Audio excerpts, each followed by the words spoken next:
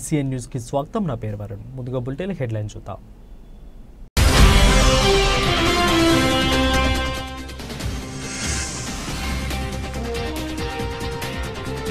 సుల్లూరుపేట జాతీయ రహదారిపై త్రుటిలో తప్పిన ప్రమాదం. వ్యక్తిని కాపాడే క్రమంలో అదుపు తప్పి బోల్తపడిన కంటైనర్.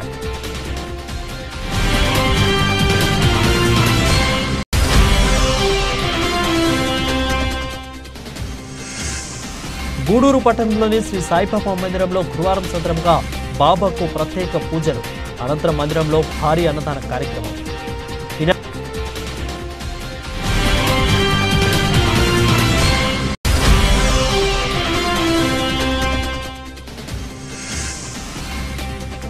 నెల 8వ తేదీ నుండి 14వ తేదీ వరకు రాష్ట్ర వ్యాప్తంగా ప్రజాపాలనతో ఇంటింటి ప్రచార కార్యక్రమం.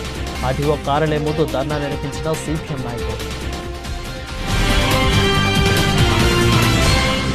ఉమ్మడి నెల్లూరు జిల్లా సుల్లూరుపేట జాతీయ రహదారిపై త్రుటిలో తప్పిన పెను ప్రమాదం. సుల్లూరుపేటలోని సమీపంలోని NH14 వద్ద ఉన్న MR రెసిడెన్సీ సమీపంలో ఒక వ్యక్తి బైక్పై అదుపు తప్పి కింద పడిపోయాడు. అదే సమయంలో మరో వ్యక్తి అతన్ని రక్షించేందుకు బైక్ అదిగి ఆపాడు. ఇదే సమయంలో హైదరాబాద్ నుంచి చెన్నై వెళ్తున్న భారీ కంటైనర్ వారి వెనుక నుంచి వస్తుంది. కంటైనర్ డ్రైవర్ చాకచక్యంగా స్పందించి బండిని పిలిచే ప్రయత్నం చేశారు. అయితే ఈ క్రమంలో అతనికి కంటైనర్ సైతం అదుపు తప్పి బోల్తా పడింది. ఈ ప్రమాదంలో ప్రాణభయం త్రుటిలో తప్పింది. సంఘటనా స్థలానికి చేరుకున్న సుల్లూరుపేట పోలీస్ సిబ్బంది, టోల్ ప్లాజా సిబ్బంది JCP క్రేన్ సహాయంతో కంటైనర్ను సరిచేశారు. ఈ ఘటనలో ఎవరికీ గాయాలు కాకపోవడం వల్ల ఒక పెద్ద ప్రమాదం నుంచి బయటపడ్డారని అధికారులు తెలిపారు.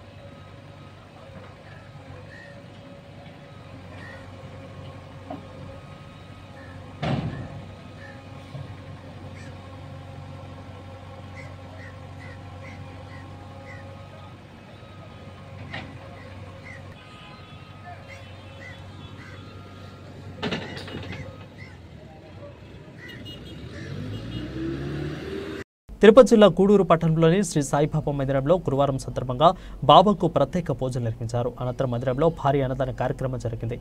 ఈ కార్యక్రమంలో భక్తులు విరివిగా పాల్గొని బాబాను దర్శించుకొని అన్నప్రసాదాన్ని స్వీకరించారు.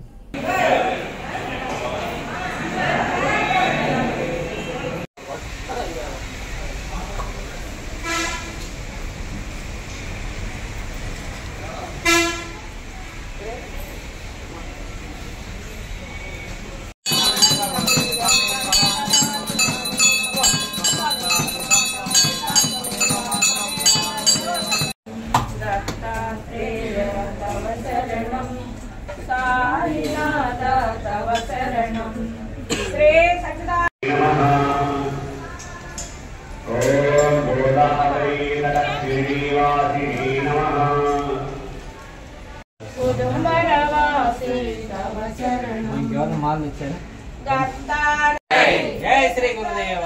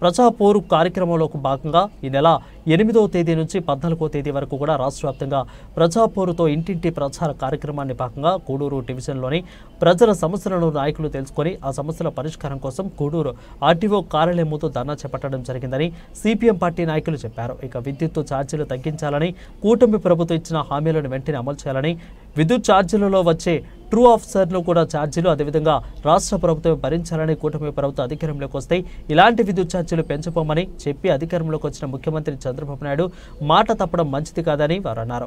ఇక గ్రామంలో విచ్చలవిడిగా మద్యం బెల్ట్ షాపులు నిర్వహిస్తున్నారని, వాటిపై అధికారులు స్పందించి చర్యలు తీసుకోవాలని, అవసరం ఎంతైనా ఉందని అన్నారు. ఇక ఇసుక అందరికీ అందుబాటులోకి తేవాలని వారు డిమాండ్ చేశారు.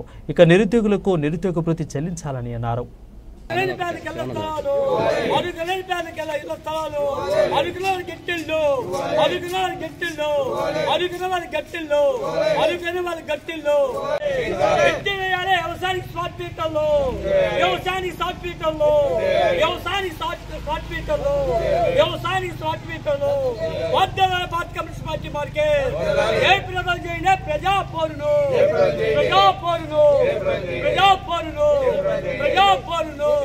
ప్రజాపాలన తగ్గించాలి. పెంచిన నిత్యావసర వస్తువుల ధరల వెంటనే, పెంచిన నిత్యావసర ధరల వెంటనే వ్యవసాయ కార్మిక సాగు భూమిని, వ్యవసాయ కార్మిక సాగు భూమిని, వ్యవసాయ కార్మిక సాగు భూమిని, వ్యవసాయ కార్మిక సాగు భూమిని, వ్యవసాయ కార్మిక సాగు భూమిని, వ్యవసాయ కార్మిక సాగు భూమిని వద్దలనే భారత కమ్యూనిస్ట్ పార్టీ మార్కెట్, వద్దలనే భారత కమ్యూనిస్ట్ పార్టీ మార్కెట్, వద్దలనే భారత కమ్యూనిస్ట్ పార్టీ మార్కెట్.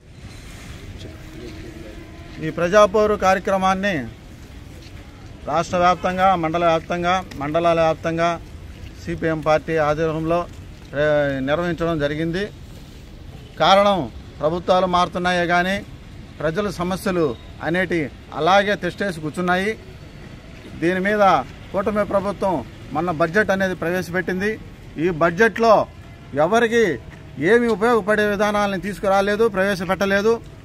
పోగా ఈ అంగన్వాడీ కార్యకర్తలు 42 రోజుల పాటు వాళ్ళు సమస్యల మీద పోరాడితే ఆ రోజు ఏం చెప్పారు? అమ్మా మేము ప్రతిపక్షంలో ఉన్నాం, మా ప్రభుత్వానికి రాగానే మీకు న్యాయం చేస్తాము అన్నారు. అది ప్రవేశపెట్టారా బడ్జెట్లో? వాళ్ళకి ఏమన్నా చేశారా? లేదు. అదే మున్సిపల్ రంగం 16 రోజులు 12 రోజులు చేసింది. అదే ధర్నా చేస్తే వాళ్ళని అవుట్సోర్సింగ్ కాంట్రాక్ట్ కార్మికుల్ని పర్మిట్ చేస్తాము అని అన్నారు. కానీ చేశారా? లేదు.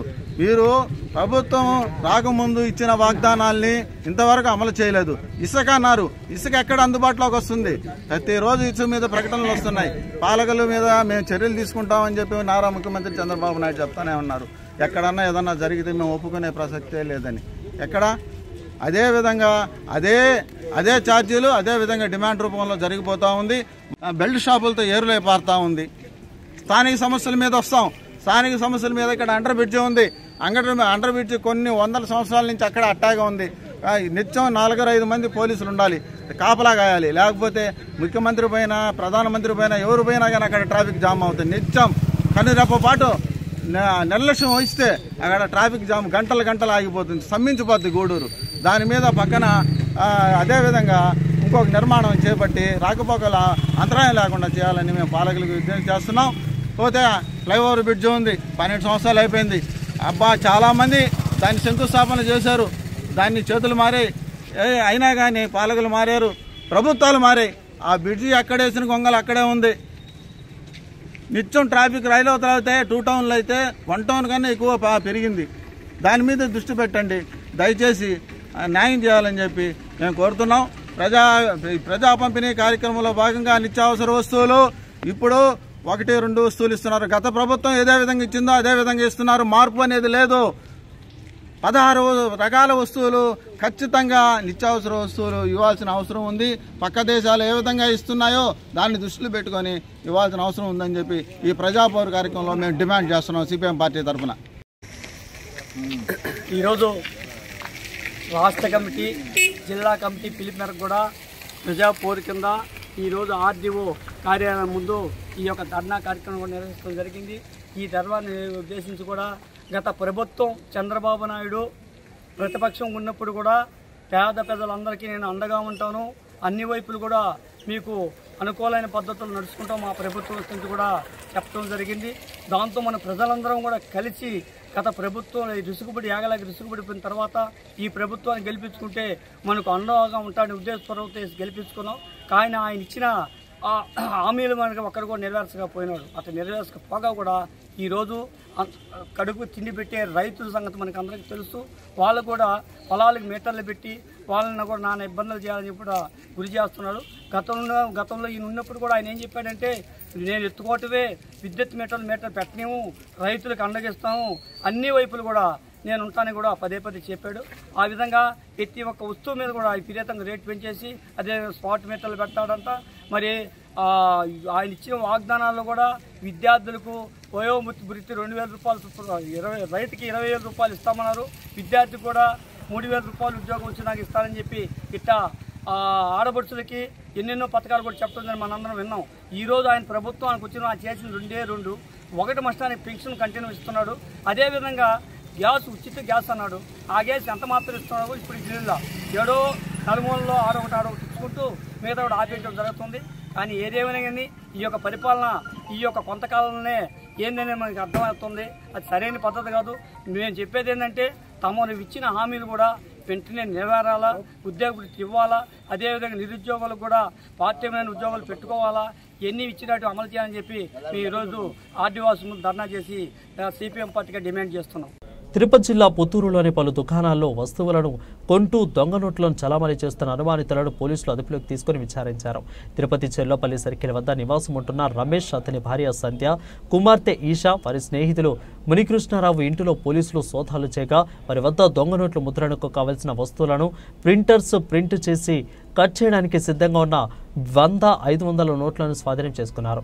ఇక ఇంటిలో దొంగ నోట్లు ముద్రించి వాటిని చుట్టుపక్కల ఉన్న తిరుపతి, నగరి, శ్రీకాళహస్తి, రేణిగుంట, పుత్తూరు వంటి ప్రాంతాలలో వస్తువులను కొంటూ మార్పిడి చేసేవారని పుత్తూరు డీఎస్పీ రవికుమార్ తెలిపారు.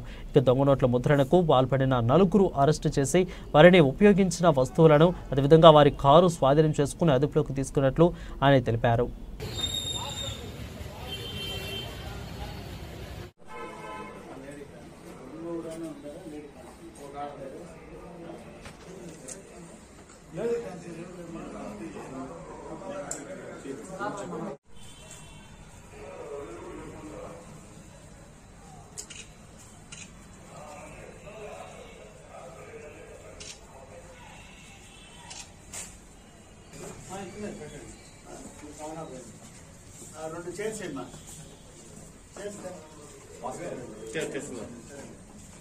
ఓకేనా.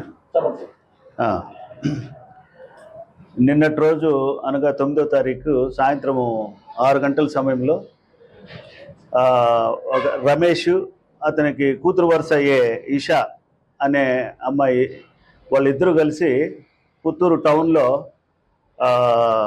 ఈ ఫ్యాన్సీ స్టోర్స్ ఈ కిరాణా షాపుల్లో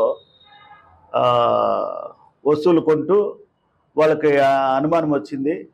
ఏమంటే 500 నోటు ఇవ్వటము, ఒక 150 రూపాయలకి వస్తువులు కొనుక్కోవటము, చిల్లర తీసుకోవటము, అట్లే 2 500 నోట్లు ఇవ్వటము, వాటికి 100 రూపాయల నోట్లు తీసుకోవటము, ఆ విధంగా చిన్న చిన్నగా వస్తువులు కొనుక్కోవటము, పెద్ద పెద్ద నోట్లు ఇవ్వటము, అట్లా అక్కడక్కడే ఒక 5-6 షాపుల్లో తిరగటం వల్ల చుట్టుపక్కల ఉండే షాపుల వాళ్ళకి అనుమానం వచ్చేసి వెంటనే వాళ్ళు ఇచ్చిన ఈ కరెన్సీ నోట్లు కూడా బాగా ఫ్రెష్గా కొత్తగా ఉండటంతో అనుమానం వచ్చి ఆ కౌంటింగ్ మిషన్లో పెట్టి చెక్ చేసినప్పుడు అవి ఫేక్ కరెన్సీ నోటుగా నిర్ధారణ అయింది. వాళ్ళు వెంటనే దగ్గరలో ఉండే పుత్తూరు అర్బన్ పోలీస్ స్టేషన్లో ఫిర్యాదు చేయడంతో సిఐ గారు, ఎస్ఐ సిబ్బంది అంతా వెళ్ళి సీసీ కెమెరాల సాయంతో వాళ్ళని వెంటనే అదుపులోకి తీసుకొని ఈ కుప్పయ్య శెట్టి అనే ఒక వ్యాపారి, అతని షాప్లో కూడా ఈ విధంగా జరిగింది కాబట్టి అతనితో కంప్లైంట్ తీసుకొని ఒక కేసు నమోదు చేసి వెంటనే సిఐ గారు వీళ్ళని ఇద్దరిని కూడా విచారించడం జరిగింది. విచారణలో వీళ్ళు ఈ రమేష్, ఇషా అనేవాళ్ళు తిరుపతిలో ఉంటున్నట్లు, అట్లే రమేష్ భార్య సంధ్య, అట్లే వాళ్ళ ఫ్రెండ్ కృష్ణారావు ఇద్దరు కలిసి తిరుపతిలో ఇంట్లో ఉంటున్నారు అని చెప్పినందువల్ల వీళ్ళు ఇచ్చిన సమాచారాన్ని బేస్ చేసుకొని అనుమానం పైన తిరుపతి పోయి రాత్రికి రాత్రి వాళ్ళ ఇల్లు చెక్ చేయటం జరిగింది.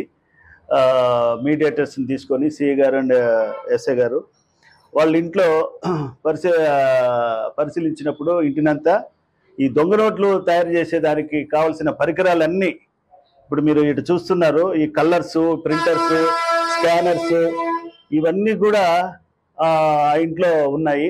వారి సహాయంతో వీళ్ళు నలుగురు కలిసికట్టుగా ఈ దొంగ నోట్లు తయారు చేసే కార్యక్రమం ఒక 6 నెలల నుంచి మొదలుపెట్టి పర్ఫెక్షన్ వచ్చేదానికి వాళ్ళకి 3 months పట్టిందని చెప్తున్నారు. 3 months తర్వాత ఇప్పుడు నుంచి 3 months నుంచి వాళ్ళు ఒక 10 లక్షల వరకు ఈ ఫేక్ కరెన్సీ తయారు చేసి చుట్టుపక్కల తిరుపతి, శ్రీకాళహస్తి, వెంకటగిరి, ఈ చిత్తూరు, అట్లే ఇక్కడ పుత్తూరు, ఇక్కడ ఎక్స్చేంజ్ చేయటం అంటే మార్చటం జరిగింది. అందులో భాగంగా నిన్న ఇక్కడికి వచ్చి మళ్ళీ మార్చే క్రమంలో ఆ రమేష్, ఆ ఇషా మనకి పట్టుబట్టడం జరిగింది. కాబట్టి ఈ దొంగ నోట్ జిల్లాల విభజన ప్రక్రియలో భాగంగా గూడూరుకు అన్యాయం జరిగిందని ఆ నియోజకవర్గ ఎమ్మెల్యే పాసం సునీల్ కుమార్ పేర్కొన్నారు. అసెంబ్లీ సమావేశంలో పాల్గొన్న పాసం సునీల్ కుమార్ మాట్లాడారు. నెల్లూరు జిల్లా కేంద్రానికి గూడూరు 40 కిలోమీటర్ల దూరంలో ఉందని అన్నారు. అదే తిరుపతికి 92 కిలోమీటర్ల దూరం ఉందని అన్నారు. ఇక ఈ క్రమంలో గూడూరు నియోజకవర్గ ప్రజల ప్రయోజనాల దృష్టిలో ఉంచుకొని ప్రస్తుతం తిరుపతి జిల్లాలో కలిసిన గూడూరును నెల్లూరు జిల్లాలో కలపాలని అన్నారు. ఉద్యోగస్తులు, ప్రజలు తిరుపతికి వెళ్లడానికి ఇబ్బంది పడుతున్నారని అన్నారు. యువగలం పాదయాత్రలలో గూడూరుని నెల్లూరులో కలపాలని నారా లోకేష్ ను కూడా కోరామని ఈ సందర్భంగా అసెంబ్లీలో పాసం సునీల్ కుమార్ గుర్తు చేశారు. గూడూరు ఎమ్మెల్యే గారు ముఖ్యంగా జగన్మోహన్ రెడ్డి గవర్నమెంట్లో జిల్లాల విభజన చేసినప్పుడు మా గూడూరు నియోజకవర్గం అన్యాయం జరిగింది అధ్యక్ష. మాకు నెల్లూరు 30 కిలోమీటర్ల అధ్యక్ష, తిరుపతి 92 కిలోమీటర్ల అధ్యక్ష. మమ్మల్ని తీసుకెళ్లి తిరుపతి జిల్లాలో కలిపారు అధ్యక్ష. విలేజ్ దగ్గర నుంచి పోవాలంటే, తిరుపతి పోవాలంటే 154 కిలోమీటర్లు అవుతుంది అధ్యక్ష, తిరుపతి పోవాలంటే ఒక విలేజ్ నుంచి. కాబట్టి ఉద్యోగస్తులు కూడా ఇబ్బంది పడుతున్నారు అధ్యక్ష. ఆ రోజు యువగళం పాదయాత్రలో మా నాయకులు లోకేష్ బాబు గారికి కూడా మేము విన్నవించుకున్నాం అధ్యక్ష, మా గూడూరుని నెల్లూరు జిల్లాలో కలపని చెప్పి. అలాగే బాబు గారికి కూడా మేము చెప్పాము అధ్యక్ష. ఆ రోజు పుట్టినరోజు, బాబు గారి పుట్టినరోజు గూడూరు జరిపినప్పుడు బాబు గారు కూడా హామీ ఇచ్చారు అధ్యక్ష. కాబట్టి దయచేసి మా గూడూరుని నెల్లూరులో కలపమని చెప్పి మిమ్మల్ని అన్ని చేతులెత్తి విన్నవించుకున్నాం అధ్యక్ష. థ్యాంక్ యూ అండి. బులెటిన్ ముగించే ముందు మరొకసారి హెడ్లైన్ చూద్దాం.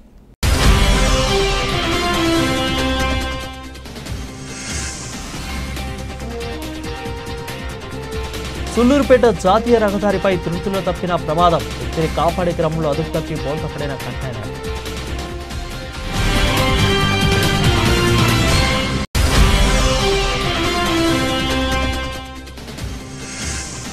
గూడూరు పట్టణంలోని శ్రీ సాయిబాబా మందిరంలో గురువారం సందర్భంగా బాబాకు ప్రత్యేక పూజలు, అనంతరం మందిరంలో భారీ అన్నదాన కార్యక్రమం.